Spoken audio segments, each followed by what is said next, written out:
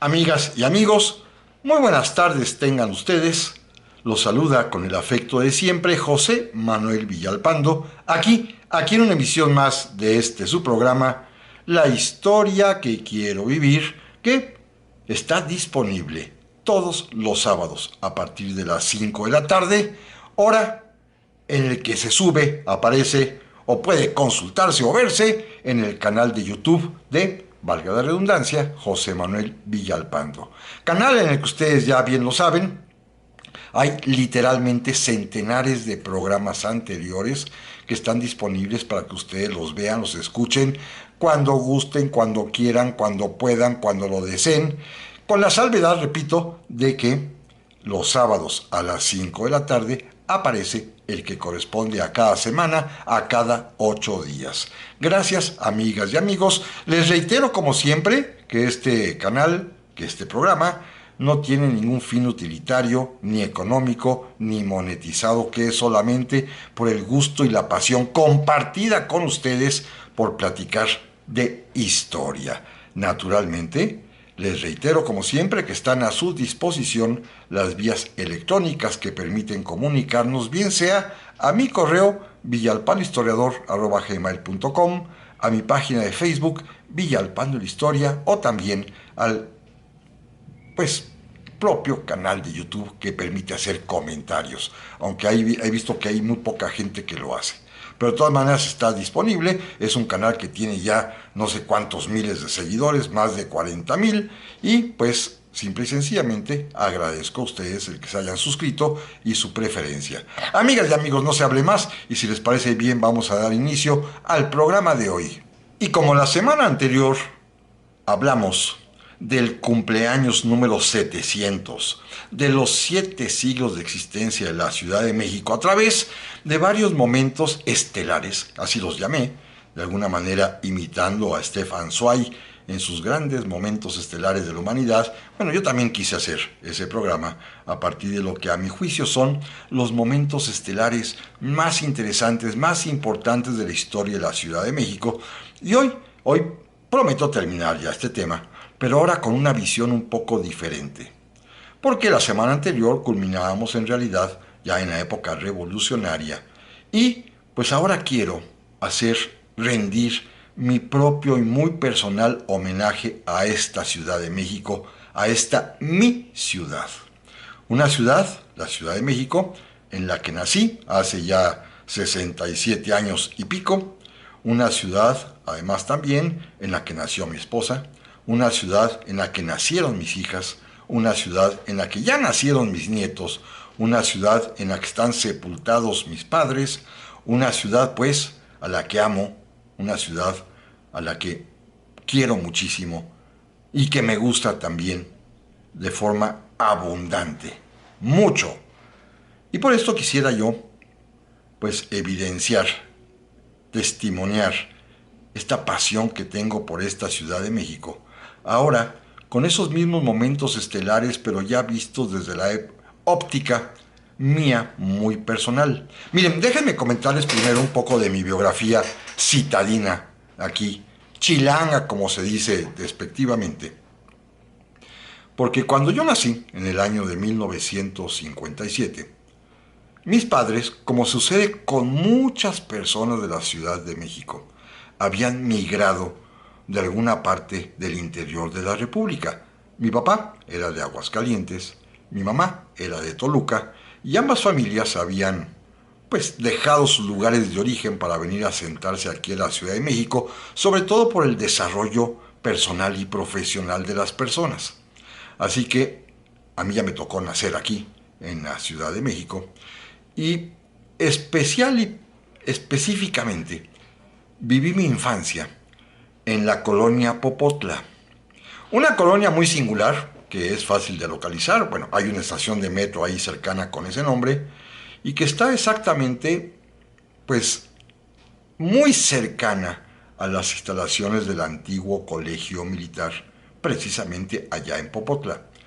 Popotla es una colonia que recibe su nombre de ser precisamente un barrio muy tradicional, muy antiguo, de origen mexica, como una especie de población pequeña que pertenecía a lo que entonces se llamaba el reino de Tacuba o de Tlacopan.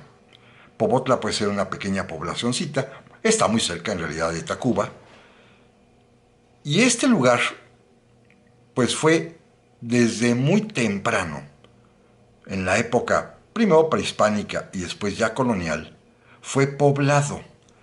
Inclusive se erigió en el siglo XVII una capilla, la de Merced de las Huertas, que es la que está precisamente frente a la puerta principal del antiguo colegio militar, encomendada a los frailes de la Orden de la Merced.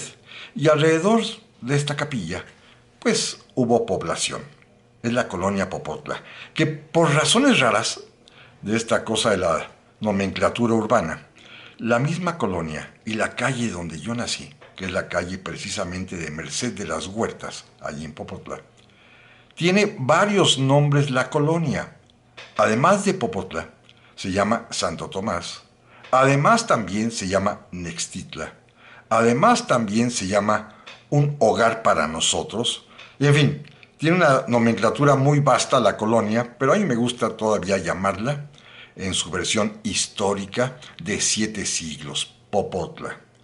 Y pues mis excursiones primeras fueron por supuesto alrededor de esta colonia, sobre todo irnos a asomar a la barda enrejada del colegio militar.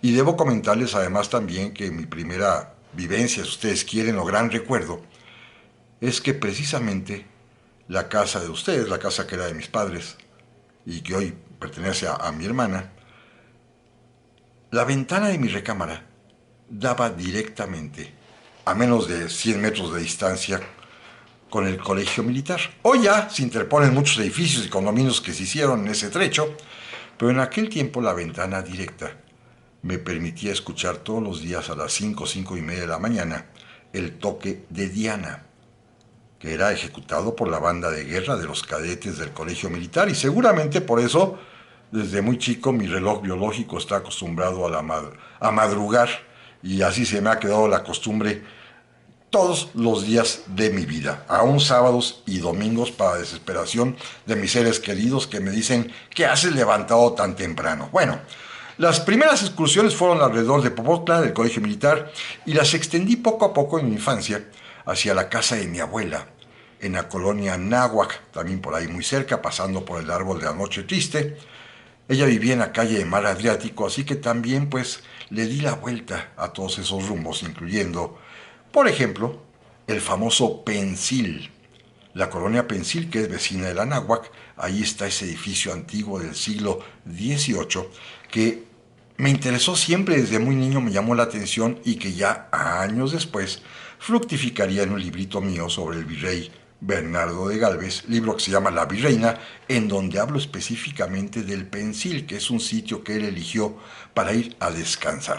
Bueno, esta fue mi infancia en este rumbo, y más adelante, al asistir ya a la escuela primaria, el trayecto que va de Popotla a San Rafael, donde se hallaba mi escuela, pues para mí significó muchas cosas en todo este tiempo, pues de mis primeros años. Naturalmente el colegio militar, ya lo comentaba yo. Segundo, algo muy importante en mi familia, la presencia también muy cercana de la Escuela Nacional de Maestros, la hoy Benemérita Normal de México, en donde mis padres estudiaron, donde mis padres dieron clase muchísimos años, que era el tránsito obligado por toda la calzada México-Tacuba para llegar a la colonia San Rafael. Y además también, con el paso de los años, pues cuando ya entré a secundaria y cuando esta ciudad era muy pero muy segura, pues mis papás me enseñaron a viajar en camión. Así que ya me trasladaba yo en el Tacuba Panteones, que lo tomaba justamente en la puerta del colegio militar, para bajarme en la calle de Sadi Carnot, una cuadrita antes de Insurgentes, para asistir a mi escuela primaria y secundaria después, ahí en la misma calle de Sadi Carnot. Esto me permitió, con el paso de los años, y sobre todo ya estando en secundaria, que uno se siente muy mayor, y ya con la venia de mis papás, que me habían enseñado a caminar y a andar por la ciudad, me permitió, como lo he platicado en otro librito mío que se llama Junio de 1970, pues iniciar mis propias excursiones, sobre todo sabatinas. Recuerden que en aquellos años, en los 70s, había clases los sábados en las escuelas secundarias, cosa que a mí me tocó. Y entonces los sábados se asistía a la escuela de 8 a 10 de la mañana y a las 10 pues ya salía yo y ya con la venia paterna me iba yo a caminar hacia el centro de la Ciudad de México, particularmente en búsqueda de 3 librerías que me apasionaban. Una de ellas, primero, la librería del Prado, ahí en Alameda, en la Avenida Juárez, en el antiguo Hotel del Prado, este que se cayó en el terremoto de 85. Más adelantito, hacia el final de la Alameda, ya contiguo a Bellas Artes, había otra librería muy afamada que seguramente los de mi edad se acordarán de ella, la librería de cristal en la famosa pérgola que estaba puesta sobre el lado oriente de la Alameda Central y pues muchas veces más y seguramente por el ejemplo paterno y por ser de la casa, pues me encaminaba hasta el mero centro para ir a la librería de Porrúa, ahí en la calle de Donceles y Justo Sierra, República Argentina, y era maravilloso esas caminatas sabatinas que me permitieron ir dando vueltas, zigzagueando y conociendo mi Ciudad de México. Y el regreso ya al mediodía, después de estas jornadas de excursión libresca, era fantástico porque había tranvías, aquellos que costaban 35 centavos y lo podía yo tomar exactamente en la esquina, en la mera puerta de Porrúa. Ahí pasaba el tranvía que se dirigía hacia el occidente y que me dejaba exactamente a una cuadra del plan sexenal, a la vueltecita de mi casa. Así que estos eran pues mis rumbos de infancia y de juventud, que después ya se ampliarían cuando pues entré a la preparatoria, que estaba en la calle de Marina Nacional, y más adelante cuando ingresé a mis estudios profesionales en la Escuela Libre de Derecho en la colonia Doctores. Fue este pues mi círculo básico, que incluía, repito, Popotla, que incluía también, por supuesto, Anáhuac, la colonia Santa María, que me encanta y que hasta la fecha la sigo disfrutando cada vez que paseo por ahí, a pesar de lo deteriorada que está. Me encanta ir a su Alameda, ver ese magnífico edificio del Instituto de Geología de la UNAM, construido en la época de Don Porfirio, comer por ahí, es una pasión enorme, el gusto por Santa María, naturalmente la vecina colonia San Rafael, por supuesto la colonia Guerrero, que también deambulé mucho por ahí, porque ahí, como lo he platicado en otras ocasiones, ahí se encuentra el Panteón de San Fernando, al que mi papá me hizo frecuentar desde muy niño, y todo esto pues que conduce hacia el centro de la Ciudad de México, mis rumbos de infancia. Pero un acontecimiento trascendental ya para la capital, para nuestra ciudad, y que me tocó a mí vivir ya de cerca, escuchar todo lo que sucedió, y escuchar, lo digo por algo muy sencillo, porque en la casa de ustedes, que está a la vuelta del famoso casco de Santo Tomás, instalaciones que son del Instituto Politécnico Nacional, nos tocó una terrible balacera justamente en el movimiento de 1968, que es, repito, otro de los episodios trascendentales, estelares de la Ciudad de México. Ya era yo, en ese momento, un niño de 11 años de edad, y ya me tocó que mi papá nos metiera hasta el fondo de la casa, que nos tiráramos al suelo, literalmente casi abajo de las camas, con mi abuelita a un lado también, que ya vivía con nosotros para ese momento, tratarla de acostar, porque era muy difícil que ella pudiera incorporarse después del suelo, y nos tocó ya escuchar la balacera y el paso de los tanques que por la propia calle ahí de la casa pasaban para dirigirse hacia el casco de Santo Tomás.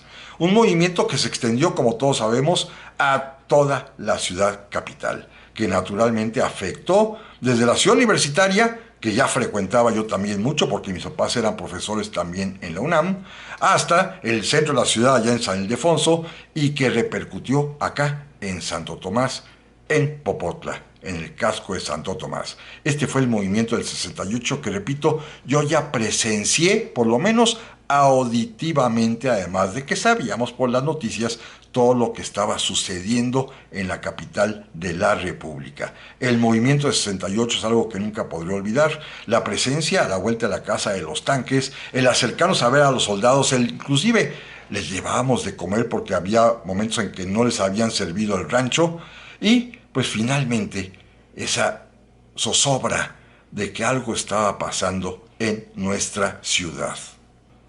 No podría yo asegurar si estaba yo de acuerdo o no con el movimiento del 68, dada mi escasa edad. Tenía, repito, 11 años apenas. Sí sabía, eso sí, las preocupaciones de mis padres, profesores universitarios, que estaban más directamente en contacto con estos problemas nacionales que quizás a un niño no le afectaban. Pero ese año de 1968 también fue inolvidable, además del movimiento estudiantil, porque a partir del 12 de octubre se inauguró en México la 19ª edición de los Juegos Olímpicos, la Olimpiada de México, a la cual ya le dedicamos algún programa justamente hace algunos años cuando se conmemoró su aniversario, porque fue sumamente importante para la capital de México. Se volvió una ciudad internacionalmente famosa porque aquí era la sede de la Olimpiada. Y esto es trascendental. Las gestiones que había iniciado el presidente Adolfo López Mateos, que después ya continuaría en su calidad de presidente del Comité Olímpico Mexicano hasta su muerte, y después ya a cargo del presidente Gustavo Díaz Ordaz, fructificaron, y para esa Olimpiada, pues la ciudad también. Después del luto del 68, recuerden que la gran matanza de Tlatelolco fue el día 2 de octubre, 10 días después estaban ya inaugurándose los Juegos Olímpicos. Y bueno, yo sí recuerdo haber asistido, gracias a que en la universidad a los profesores les daban boletos. Yo sí recuerdo haber asistido precisamente al Estadio Olímpico Universitario, donde se celebraban las confrontaciones de atletismo de los 100 metros planos, que estuve en la final, tuve esa oportunidad, pero además también de acercarnos a ver la ruta de la amistad en el recién inaugurado anillo periférico, en donde pues muchos países levantaron monumentos precisamente a la amistad, con aquel simbolito, la paloma de la paz, que fue la que se eligió como emblema de la Olimpiada de México, y pues recorrer la Villa Olímpica, los estadios, las instalaciones como la alberca olímpica y el gimnasio, y ver a la ciudad verdaderamente emocionada porque estábamos siendo el escenario de un gran suceso deportivo internacional, pero sobre todo, insisto, México estaba ante los ojos del mundo. Nuestra ciudad era vista en todas partes y visitada por miles y miles de turistas y de deportistas.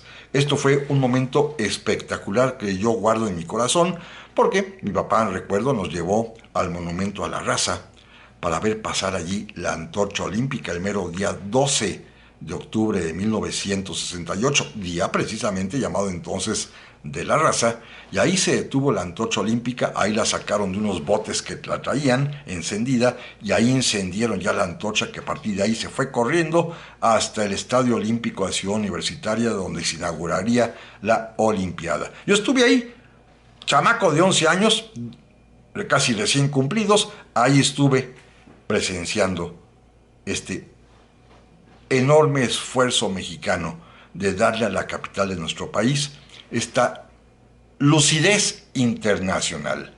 El 68, pues repito, creo que fue capital para la Ciudad de México, tanto por el punto de vista del movimiento del 68, que hoy sabemos es detonante de una gran renovación de la vida política nacional y la llegada finalmente de la democracia a nuestro país, y luego también por los eventos de los Juegos Olímpicos, incluyendo su Olimpiada Cultural, que tuvieron un realce inmenso en México y en todo el mundo. El mundo nos veía, y esto para mí se me hacía algo verdaderamente importante, porque ya desde entonces sentía yo amor profundo por esta Ciudad de México.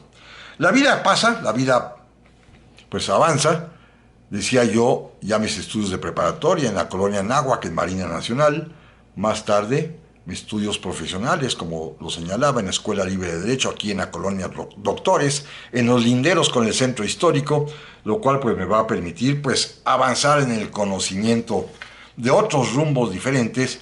Luego, pues hacer noviazgo en la colonia Portales, lo cual me permite avanzar a otros lugares de la Ciudad de México, y algo después muy importante en mi vida, mi primer trabajo como profesor en una escuela secundaria pública, profesor de historia, en la escuela secundaria número 218, que estaba en ese momento en un lugar que se llamaba La Cuchilla del Tesoro. Atrás, hacia atrás de la penitenciaría de Lecumberri, hoy Archivo General de la Nación, por esos rumbos, por Canal del Norte, por estas calles de por allá, me tocó la oportunidad enorme de conocer otra faceta de la Ciudad de México. Era la zona vecina de la colonia Romero Rubio y que yo ya bien sabía que eran construcciones más o menos nuevas de la época porfiriana en adelante, porque allí todavía había lago de Texcoco, precisamente hacia fines del siglo XIX, cuando don Porfirio ordena que se seque el lago, se hace una gran planicie árida y ahí se fracciona y se vende y surgen todas las colonias del oriente de la Ciudad de México. Bueno, tuve la grandísima oportunidad, una oportunidad para mí inolvidable, de trabajar en una secundaria pública un par de años como maestro, que me permitió, por supuesto, descubrir mi vocación magisterial, de ser un docente y también descubrir otra cara de la propia ciudad. La ciudad humilde, la ciudad de pobreza, la ciudad en donde, aunque ustedes no me lo crean, parte de mis principales preocupaciones era la campaña anti-piojos. Amé esa secundaria. Amé a los niños y niñas que ahí estudiaban. Amé a mis compañeros maestros porque me daba cuenta que estábamos haciendo un esfuerzo importante de no solamente de conocimiento, sino de civilidad, de higiene, de sensibilidad, de identidad. Y para mí fue gratísimo por muchos días caminar, deambular por estas colonias del oriente de la Ciudad de México, conociéndolas, y lo cual me va a llevar pues finalmente hasta lo que hoy sería las delegaciones Iztacalco, Iztapalapa y naturalmente la Gustavo A. Madero. Todos estos rumbos los caminé con muchísimo interés, tenía ya para ese momento 20, 21 años de edad, y para mí fue todo un hallazgo importante ver la otra cara de la Ciudad de México, muy distinta de la que yo había visto en algún momento cuando llegué a pasear, cosa que no me gusta, los confieso, por Polanco, por las Lomas, lugares que francamente no frecuento, y que también contrasta en una zona de término medio, en donde fui a vivir una vez ya que contraje matrimonio. En la colonia, fíjense qué bonito nombre, Santa Cruz Atoyac. Santa Cruz Atoyac, ahí es donde tiene usted su casa, y que es una colonia fundada sobre los restos de un pueblito originario, precisamente Atoyac, en donde también casi inmediatamente a la conquista llegaron los misioneros franciscanos y establecieron una capillita, la de la Santa Cruz, para honrar precisamente a la Cruz de Cristo el día 3 de mayo, que es su fiesta patronal ahí en el pueblito. Y es el último islote que había en el lago de Texcoco hacia el sur, poquito antes de tierra firme. Ya el siguiente paso era desembarcar y acercarse hacia Coyoacán. Así que Santa Cruz Atoyac era el último islote con algunas, seguramente algunos habitantes, que es finalmente convertido al cristianismo con esta iglesia, y ahí, con el paso del tiempo, se va desecando el lago y se establece este pueblo, esta comunidad de Santa Cruz Atoyac, que es la colonia donde vivo, vecina por un lado de la Letrán Valle y de Portales, y del otro lado de la colonia del Valle. Así que a partir de ahí, pues mis experimentos, ahora de andariego, porque pues me gusta mucho caminar por la ciudad, los dirigí, por supuesto, hacia Coyoacán, hacia Portales otra vez, hacia la del Valle y naturalmente pues hacia la colonia Narvarte, que también tiene su historia. Ese fue ahora mi nuevo círculo de conocimiento. Me he basado fundamentalmente en la antigua traza de la Ciudad de México, que podríamos decir está rodeada por lo que hoy es el circuito interior, esa parte desde La Raza hasta Coyoacán, de norte a sur, es quizás lo que más me gusta y lo que más aprecio. Esto me permitió, ya con el paso del tiempo, pues conocer otros rumbos. Y más aún, es, pues volverme especialista en algunos otros, por ejemplo, donde trabajé. Cuando tuve la oportunidad de trabajar en una dependencia gubernamental, en Nacional Financiera, las oficinas estaban instaladas en la colonia Juárez. Y pues era maravilloso caminar ahí por la calle de Dinamarca, acercarme hasta la estatua de Cuauhtémoc en el Paseo de la Reforma, visitar pues todas las calles circunvecinas que tienen su historia, porque es una colonia que se funda también en el Porfiriato, y ahí estaba la casa habitación personal del presidente Francisco Ignacio Madero. Ahí había muchas embajadas en aquellos años remotos, y es una colonia pues muy bonita, y que la caminé con muchísimo gusto. Luego, más adelante, pues trabajar aquí en la propia Escuela Libre de Derecho también me ha permitido conocer sus rumbos, y más adelante todavía, cuando tuve la oportunidad de dirigir el Instituto Nacional de Estudios Históricos de las Revoluciones de México, especializarme en conocer también el antiguo barrio de San Ángel, una colonia hermosísima, todavía con aire histórico colonial, y que se camina muy agradablemente ahí entre Avenida Revolución y el Periférico, con una serie de callejuelas empedradas todavía, y que es verdaderamente un placer enorme caminar por ella. Así que bueno, estas son mis experiencias de vida alrededor de la Ciudad de México.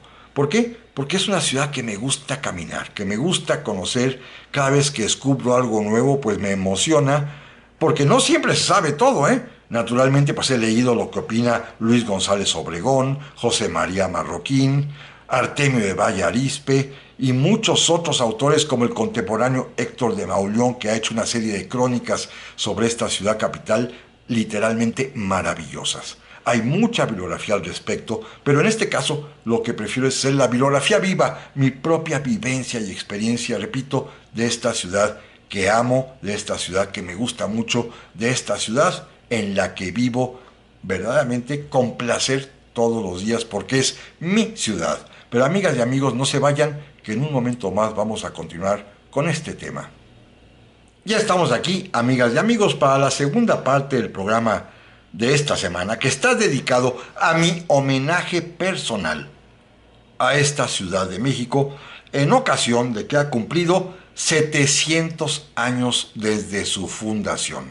Por cierto, me llamó la atención que no hubo ningún tipo de ceremonia oficial, así importante, destacada, para conmemorar estos 7 siglos de existencia de la capital, quizá porque lo habían hecho anticipadamente hace 4 años, cuando decían que había sido la fundación lunar de la Ciudad de México, cosa que nadie entendió, pero como lo decía yo en el episodio la semana anterior, la gran mayoría de los historiadores, de los cronistas, de los antropólogos, de los arqueólogos, de quienes se ocupan de estas cosas, coinciden, la gran mayoría, en que el día más o menos que podría fijarse como fecha fundacional de la Ciudad de México era precisamente el 13 de marzo de 1325. Naturalmente sé que no corresponde aquel 13 de marzo de 1525, de 1325, perdón, con el 13 de marzo actual, porque hay una modificación del calendario juliano que pasó a ser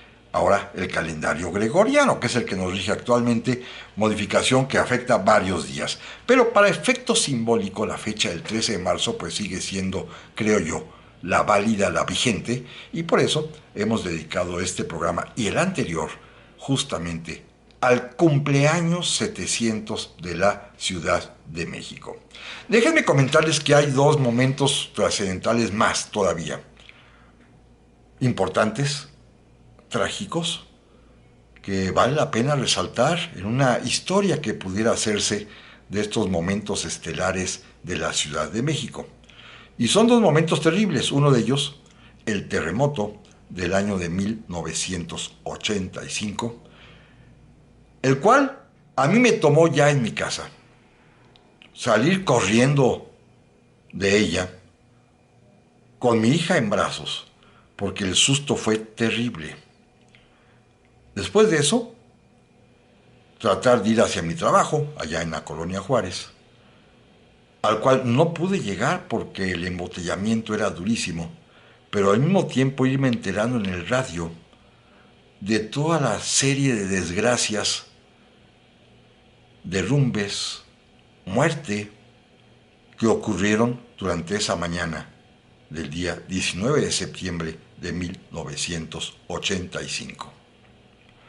Afortunadamente, el metro no dejó de funcionar. Y este sistema de transporte público, el cual yo usé toda mi vida, hasta hace poco, ahorita les platico por qué, no por algo malo, sino porque hubo una opción mejor. El metro que me permitía ir, primero, en su momento, pues de mi casa a la escuela, y ahora a la Escuela Libre de Derecho, y ahora, desde hace muchos años, desde mi casa actual en Santa Cruz Atoyac, en Estación División del Norte, a la Escuela Libre de Derecho hasta el Metro Valderas, pues he utilizado el metro toda mi vida. Un sistema de transporte público magnífico que a mí me pareció estupendo siempre.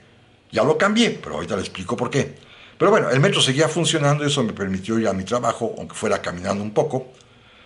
Y sí, en aquel mes de septiembre de 1985 la devastación de la ciudad era terrible. Y ya fui yo testigo de eso.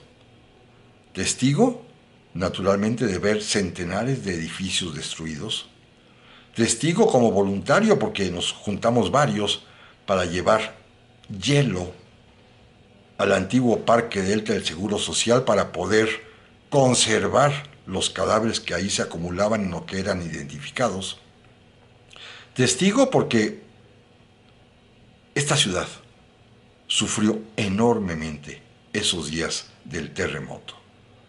Ver en la televisión las noticias, por ejemplo, que transmitió Jacobo Zabludowski, que en paz descanse, recorriendo la propia ciudad y el centro.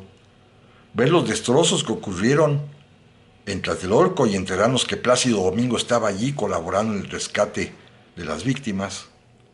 O simple y sencillamente enterarnos de lo que había acontecido en los hospitales públicos, por ejemplo en la Ciudad de México, en el mero centro, que se había caído el área de los recién nacidos y que milagrosamente habían sobrevivido.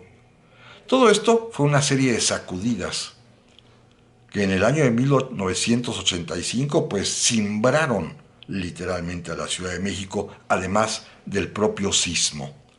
Las noticias, las tragedias, el dolor, la alegría cuando se enteraba uno de que alguien había sobrevivido, la tristeza cuando me enteré que algunos amigos míos que estaban en sus departamentos en el centro habían quedado allí para siempre sepultados. De todo hubo en esos años terribles que seguramente quienes lo vivieron, como yo, recordarán. Y no pretendo remover, pues, las angustias de esos días, sino simplemente señalar que sí es un acontecimiento de esos estelares de la historia de la Ciudad de México, sobre todo porque se demostró la solidaridad de los capitalinos. Una solidaridad que aparece en esos momentos dramáticos, como fue ese terremoto del año 85 y como volvería a ser en el terremoto del año de 2017. Los capitalinos, en esos momentos, no en las cuestiones políticas y marchas y manifestaciones y mítines y todo eso que ustedes sabemos que todos saben que ocurren todos los días. No, en los momentos dramáticamente, de veras, los que pegan en el corazón, los capitalinos sabemos reunirnos, solidarizarnos y apoyar a los demás.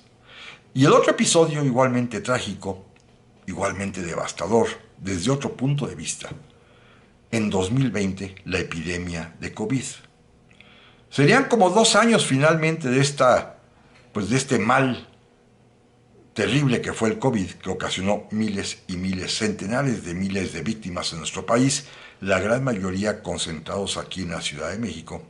Pero aquellos primeros meses, si ustedes lo recuerdan, el permanecer encerrados en casa y el de vez en cuando salir con toda la precaución del mundo a hacer las cosas más indispensables, como el mandado o lo que se ofreciera ir a la farmacia, y ver la ciudad literalmente abandonada, porque todo el mundo estaba resguardado en sus hogares, y ver las calles vacías, que no había embotellamientos, que se podía transitar con cierta fluidez de un lugar a otro. que todo estaba pues en el abandono total, en el vacío. Los restaurantes cerrados, las tiendas con muy poquita gente, todo el mundo con cubrebocas. Fue un momento terrible. También un momento estelar de la historia de la Ciudad de México, porque ahí lo que más se escuchó fue el silencio.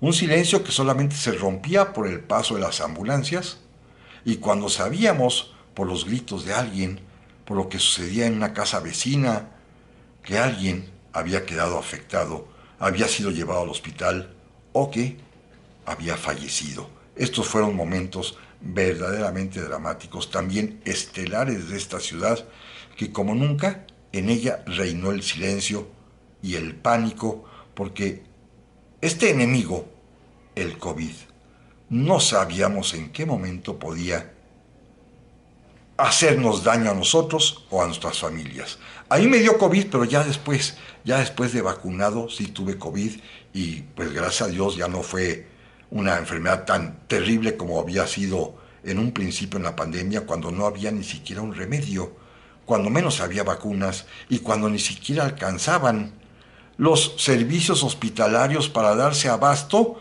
para atender a toda la población que había sido afectada. Dos momentos, repito, trágicos en esta historia estelar, de los momentos estelares de la Ciudad de México. El terremoto de 85 y el COVID en 2020. Pero miren, déjenme ya salirme de esta parte triste para platicarles otra experiencia mía que a mí se me hace, por lo menos me gusta mucho y me importa también mucho más. Cada año, desde hace ya 35 años, y como seguramente lo habrán visto, a veces coloco alguna imagen, realizo una excursión paseo por la antigua Ciudad de México, por su parte vieja, con mis alumnos de la Escuela Libre de Derecho, porque una parte precisamente de mi curso es que conozcan la ciudad en la que viven. Muchos de ellos nacieron aquí, otros más, casi la mayoría, vienen de diversas partes de la República y me gusta presumirles la ciudad de los palacios que ahora tiene ya 700 años. Y fíjense que el recorrido siempre lo inicio en el sitio exacto donde los mexicas o aztecas descubrieron precisamente el águila parada sobre un nopal y devorando un animalito. Ya les decía yo que según algunos códices es una serpiente, otros códices dicen que es un pajarito. Bueno, pero ahí estaba el águila y ese lugar existe y se encuentra, espero que muchos de ustedes lo conozcan, en el famoso callejón de Leandro Valle. Que este es un lugar muy peculiar. Es exactamente una calle que no tiene entrada ni salida, que se encuentra en la parte trasera de la Plaza de Santo Domingo hacia el norte. Es una sola cuadra. Hay casas muy interesantes ahí que pertenecían al convento Santo Domingo, que cuando fue nacionalizado pues se fraccionó y se abrió una calle, un callejón en medio. Precisamente en el año de 1861, recientemente había sido fusilado el propio Leandro Valle y por eso el presidente Juárez decidió nombrar esa calle con el nombre de este militar liberal que había sido fusilado por los conservadores. Bueno, allí en el centro de esta calle, que repito, se inicia a través de las arcadas del antiguo convento Santo Domingo y remata en la siguiente cuadra, pero no tiene más trayecto y ni siquiera pueden entrar vehículos, es una calle peatonal. Ahí se encuentra un monumentito pequeño que tiene en su cúspide una pequeña águila también de bronce parada sobre un nopal y devorando una serpiente. Ese es el sitio exacto. Si ustedes lo visitan y se paran allí, se darán cuenta mirando hacia un lado, hacia el otro, y sobre todo hacia la Plaza Santo Domingo, que están en el punto más alto. La plaza es hacia abajo, se nota la pendiente, el declive. Y era precisamente el lugar donde estaba el islote al cual llegaron los aztecas y en el cual descubrieron esta águila. Ahí se quedó pues, para siempre, esta fama histórica del sitio exacto donde se posó el águila sobre el nopal. Y a partir de ahí, de este sitio histórico, es donde inicio tradicionalmente, año con año, mis paseos con el grupo, al cual cada curso lectivo le doy clase en Escuela Libre de Derecho. Inicié este paseo, repito, hace ya 35 años, aunque tengo 39 de profesor aquí, pero cuando decidí hacerlo fue, como ya lo decía yo hace un momento, para que conocieran la ciudad. A veces, partiendo siempre de este lugar, nos vamos hacia el Zócalo, avanzamos hacia la parte oriental, caminamos por seminario o por academia, visitamos precisamente la antigua Academia de Bellas Artes y nos vamos a veces hasta la Merced o hasta pues los barrios traseros hacia el oriente de la Ciudad de México, y en otras pues lo hago al revés, nos vamos hacia el occidente, y particularmente el que más me gusta y que ya lo platiqué incluso aquí algún día hace algunos años es recorrer la calle más antigua de la Ciudad de México, la llamada Calzada de Tlacopan o Tacuba, y que en la parte del centro histórico precisamente se llama así, Tacuba. Después seguía su continuación pasando el eje central San Juan de Letrán, lo que se llamaba entonces Puente Alvarado, que ya le cambiaron el nombre, ahora se llama Calzada México-Tenochtitlan o Avenida Hidalgo, México-Tenochtitlan, después la Ribera de San Cosme y más adelante la Calzada México-Tacuba. Me gusta mucho ese recorrido y lo hago con mucha frecuencia con mis alumnos o a veces solo, porque me permite evocar el pasado. Imagínense nada más ir caminando por la calle de Tacuba y hay cosas impresionantes, algunas de índole, digámoslo así, patriótico. Por ejemplo, la casa en donde se compuso los versos del himno nacional mexicano. Allí Francisco González Bocanegra fue donde quedó encerrado por su novia, la famosa Elisa, y allí lo obligaron a escribir el Mexicanos al grito de guerra. Pero caminar por allí, pasar frente al Caballito, pasar frente al Colegio de Minería, al Museo Nacional de Arte, el edificio de Correos, después recorrer toda la Alameda en su lado norte, para pasar más adelante viendo las iglesias de la Santa Veracruz, de San Juan de Dios, San Hipólito, el Panteón de San Fernando, y seguir caminando por el Museo de Arte de la Mariscala, para entrar a la colonia San Rafael, bordeando con la colonia Santa María, y recordar que esa fue la ruta que siguió, por ejemplo, Hernán Cortés cuando escapó en la noche triste a la Ciudad de México, y llegar precisamente hasta Popotla, donde yo nací, en donde se encuentra a unas cuantas cuadras el famosísimo árbol de esta noche triste. Bueno, es una ruta histórica que me gusta mucho hacer y que pues literalmente casi obligo a mis alumnos, entre el sol y a veces el frío, según la temporada en que lo hagamos, a pues caminar conmigo. A veces repelan un poco, pero bueno, son jóvenes y tienen más vigor y más resistencia que yo mismo, pero es una ruta en la cual me permite evocar y platicar la historia. Déjenme ir hacia el final de este programa con una cosa que ya platiqué también hace tiempo, hace varios años, y que me llama poderosamente la atención. La Ciudad de México cuenta con muchísimos monumentos, algunos de ellos verdaderamente espectaculares. Pensemos, quizás el más simbólico de esta capital es nuestro Ángel de la Independencia, pero hay otros más, como la estatua de Cuauhtémoc, que es bellísima en el Paseo de la Reforma. Pero, como ya lo había comentado, esta es de las ciudades del mundo, quizás la que más tiene monumentos o estatuas ecuestres. Es notable la pasión de los chilangos por tener estatuas de personajes a caballo. La tradición quizás empezaría ya en el año de 1802-1803, cuando se erigió el famosísimo caballito, la estatua ecuestre del rey Carlos IV, aquella que está ahí en la calle de Tacuba, como ya lo comentaba, frente al Palacio de Minería, porque tanto el palacio como la estatua son obra del mismo personaje, Manuel Tolsá, y que sabemos que es una estatua de altísima calidad y que México conserva, como lo dice la placa alusiva, porque es una obra de arte universal, de las mejores que ha dado la humanidad en cuanto a la escultura ecuestre. Pero a partir de ahí se nos desarrolló, y especialmente en la segunda parte del siglo XX, se nos desarrolló una pasión por las estatuas ecuestres. Miren, tenemos en la Ciudad de México una estatua ecuestre dedicada al general Ignacio Zaragoza, réplica de la que se encuentra en la ciudad de Puebla, y aquí, en la capital, está precisamente al inicio de la calzada que lleva su nombre, Ignacio Zaragoza. Así que tenemos la del Caballito, primera, Zaragoza, segunda. Luego, miren, tenemos otras más que han sido más o menos de los tiempos modernos. La siguiente en antigüedad es la estatua ecuestre al general Joaquín Amaro, que se encuentra a un ladito del Paseo de la Reforma, contiguo al Campo Marte. Ahí hay una estatua ecuestre al modernizador del ejército mexicano, el general Joaquín Amaro. Es la tercera, el Caballito, Zaragoza, Joaquín Amaro. Luego van a aparecer otras estatuas más, ambas en el Paseo de la Reforma en su prolongación norte. En una glorieta se encuentra la estatua ecuestre de Simón Bolívar.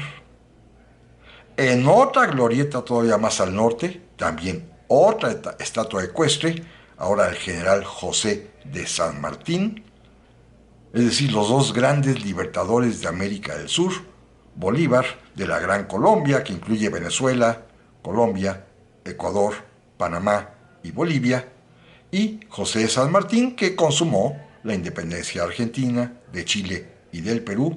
Los dos cuentan con estatua ecuestre en el Paseo de la Reforma.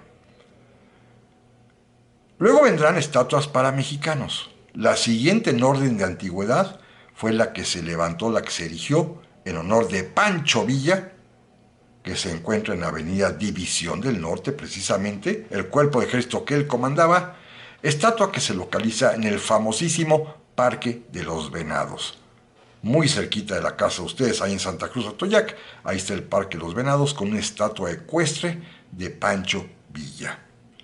Luego vendrá una estatua ecuestre también a Emiliano Zapata, que está en la famosa glorieta de Vaqueritos, ahí cerca del Estadio Azteca. Ahí hay una estatua ecuestre de Emiliano Zapata. Más adelante se van a erigir también estatuas ecuestres a dos personajes de la historia de México muy importantes. Una de ellas, al primer presidente de la República, a don Guadalupe Victoria, tiene una estatua ecuestre sobre la avenida Congreso de la Unión, ahí por el Metro Candelaria, frente al Palacio Legislativo, Guadalupe Victoria. Y otra más, un tanto cuanto desconocida, pero que se aprecia muy bien y que no quedó muy bien hecha porque el caballo no está bien representado, es la estatua ecuestre al segundo presidente de la República, al general Vicente Guerrero, que se encuentra en el conocido como Parque Hundido, ahí cerca de Insurgentes y Porfirio Díaz. Ahí está el Parque Hundido, y ahí en mera esquina hay una estatua ecuestre también al general Vicente Guerrero. Y luego, por alguna razón esas que yo no entiendo, pero ahorita me va a permitir hablar de un par de casos más, tenemos otra estatua adicional más, también a Emiliano Zapata, y también ecuestre. En la Ciudad de México hay dos estatuas ecuestres a Emiliano Zapata, como si no bastara una sola, es algo que no he explicado. Está la primera original que se levantó en la glorieta de Vaqueritos, pero más adelante se puso otra más, en la llamada Alameda Sur. Ahí hay otra estatua ecuestre de el general Emiliano Zapata. Esto me llama la atención, repito, porque esta es una ciudad muy peculiar, y esto me remite a un tema que es también muy curioso y que no encuentro explicación. Sí, hay dos estatuas ecuestres dedicadas a Emiliano Zapata, pero también había dos estatuas, monumentos, dedicados a Cristóbal Colón.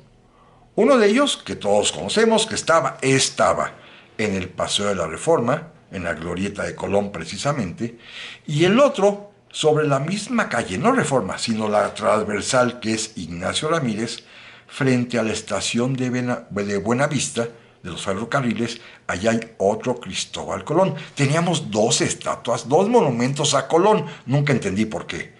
Y yo sí debo confesar, cuando retiraron la estatua del Paseo de la Reforma, a mí me dio gusto. No crean por cuestiones de estas políticas, no, porque la estatua del Paseo de la Reforma es una escultura que un rico mexicano, Antonio Escandón, allá por 1870, compró en Francia y la trajo a México. La compró allá. Se le encargó un escultor, Lapidado Cordier, allá la compró y la trajo para México. En cambio, la que está frente a la estación de Buenavista es obra mexicana. Se esculpió en la Academia de Bellas Artes, la Academia de San Carlos de México. La esculpió un escultor avecindado y que vivió y murió en México, Manuel Vilar, y se inauguró precisamente esa estatua de Colón frente a la estación de Buenavista el día 12 de octubre de 1892, es decir, en las fiestas del cuarto centenario del descubrimiento de América, porque es una estatua pues mexicana, hecha en México por un escultor avecindado y que murió en México, que amó a México, que aquí se casó y aquí tuvo sus hijos, y esta estatua es la mexicana. Así que cuando quitaron el Colón de Cordier, a mí francamente no me disgustó, porque no es una estatua mexicana. Pero bueno, hay otro caso más muy peculiar, y este lo conozco pues porque lo veo casi todos los días. En la alcaldía Benito Juárez, en su explanada, ahí precisamente en Santa Cruz Atoyac, donde yo vivo, ahí tienen dos monumentos de bronce gigantescos de cuerpo entero, de pie, de Benito Juárez. Bueno, están a 30 metros de distancia uno de otro. No sé, y claro, de diferente tamaño, se hicieron en distintas administraciones. Pero esta pasión por tener dos estatuas de Juárez y en el mismo lugar, a 30 metros de distancia y ambos gigantescos, uno más grande que otro, pero ambos gigantescos, es algo que yo no he podido explicarme jamás. ¿Por qué tener estos monumentos a Benito Juárez juntos, repito, a una decena de metros de distancia, en la misma explanada? Bien podríamos dar uno de ellos a otro lugar donde haga falta, ¿verdad? Pero bueno, es estas cosas raras de la mexicanidad capitalina que nos lleva al extremo de contar con dos monumentos de varios próceres. Cosas inusitadas y que solamente pasan en esta ciudad. Extraordinaria ciudad, tanto por la calidad de sus personas, de su gente que aquí vive y ha vivido, como por estas extravagancias que solamente aquí, en la capital, en la Ciudad de México, a los chilangos se nos ocurren. Pero antes de terminar, déjenme platicarles otra historia curiosa a la cual ya había yo hecho alusión hace un momento. Les contaba yo que me volví desde muy joven un usuario contumaz diario del metro capitalino que siempre me gustó mucho. Primero, cuando iba yo a la secundaria, tomar el metro en Popotla y bajarme en Estación Revolución. Cuando asistí ya después a la Escuela Libre de Derecho, igualmente en Popotla, hasta Hidalgo y transbordar hacia Valderas. Y luego ya, en mi propia vida, ya de mayor, tomar el metro en la Estación División del Norte, la línea 3, y bajarme en el metro Valderas. Maravilloso, sí, pero hace unos años apareció el Metrobús. Y soy feliz porque lo tengo exactamente a una cuadra de mi casa, de la casa de ustedes. Al metro debo caminar 2 cuadras. Bueno, el Metrobús es una sola cuadra y aparte voy mirando la ciudad. Aunque es más lento, lo disfruto plenamente y diario. Todos los días lo empleo desde la estación que está cerca de la casa de ustedes, que es precisamente pueblo originario de Santa Cruz Atoyac, hasta Valderas, exactamente igual, y es mi trayecto diario, el Metrobús. Amigas y amigos, muchísimas gracias por su atención y primero Dios, aquí la próxima semana seguiremos ya con otro tema. Pásenla muy pero muy bien.